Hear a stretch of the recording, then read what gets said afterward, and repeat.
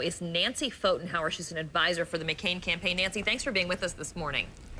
Delighted to be here. So we heard from Sarah Palin talking about Barack Obama palling around with terrorists. What was the insinuation she was making there? Well, I think it's that, Karen, I mean, most people, most Americans wouldn't do that. They would think it was bizarre to hang out with someone, you know, who basically engaged in terrorist acts aimed against the American people. They killed police officers, they killed civilians, they actually killed a few of themselves when they were putting together nail bombs, I think, that were designed to be set off at a Fort Dix dance. I mean, this was a very radical organization. This is a very radical man who hates America and made statements as recently as 9/11 that he was surprised or disappointed they hadn't done so much. So he's an unrepentant terrorist. And I think most Americans would question the judgment of somebody who thinks it's okay to have a political event at this man's house, serve on a All right, Nancy, let me just cut you off for one quick sec. So, sure. Barack Obama's campaign is saying today, and we're going to hear from them in a moment, that Barack Obama was unaware in 1995 when he did have coffee at Bill Ayers' home of his radical past. So is it fair to say that he was palling around when he wasn't even aware, according to the campaign, of Bill Ayers' history?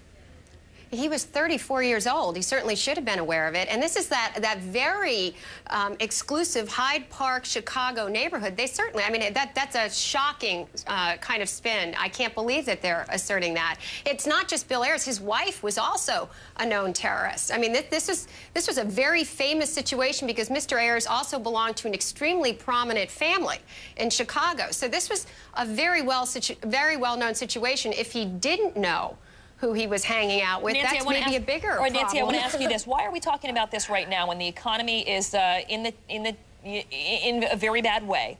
And there's been a lot going on that people care about besides these past allegations that have been around for longer than just this week?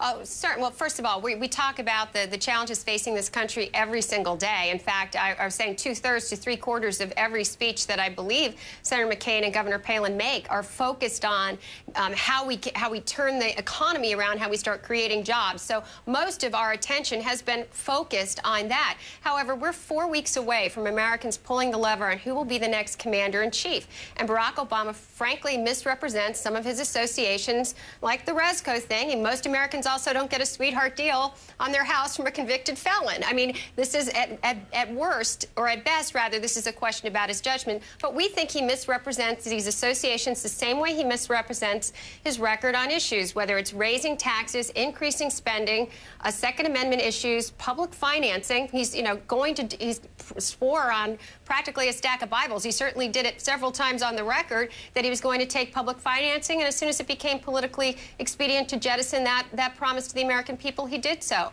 So this is part of it showing that what he says is not what he does. And Nancy, I want to play one other clip of Sarah Palin from the weekend. This is what she said about Barack Obama at a campaign rally. Let's listen. This is not a man who sees America as you and I do. We see America as the greatest force for good in this world. When she says he doesn't see America as we see America, who's the we she's referring to? I think to most middle-class Americans. I mean, one of the statements that she emphasized during her debate that I also think is emblematic of how Barack Obama views America Let's just go back differently. To this real quick, because there's some articles today and some and there's been some analysis saying there was a racial tinge to what she said. Oh my. Doesn't see America as you and I see America. What do you say to that? It's absurd. I mean, I think maybe people don't like what Sarah Palin is saying, and so they're ascribing the worst possible motive. Point to one thing she's ever done in her life that would reveal any type of racial tendency. That's ridiculous. But what she's saying is that he doesn't see America the same way middle Americans do, or middle-class Americans do. Remember his statement about Afghanistan, where he claimed that the American military was just air raiding villages and bombing civilians. And she brought that out in the debate and said, I'm not sure, that's a reckless statement, and frankly don't know whether he's qualified to be commander-in-chief if he's making statements like that. We're going to have to leave it there. I want to thank you for joining us this morning, Nancy Pfotenhauer, a senior advisor for the McCain campaign. Thanks. My pleasure. Thank you very much. Guilty.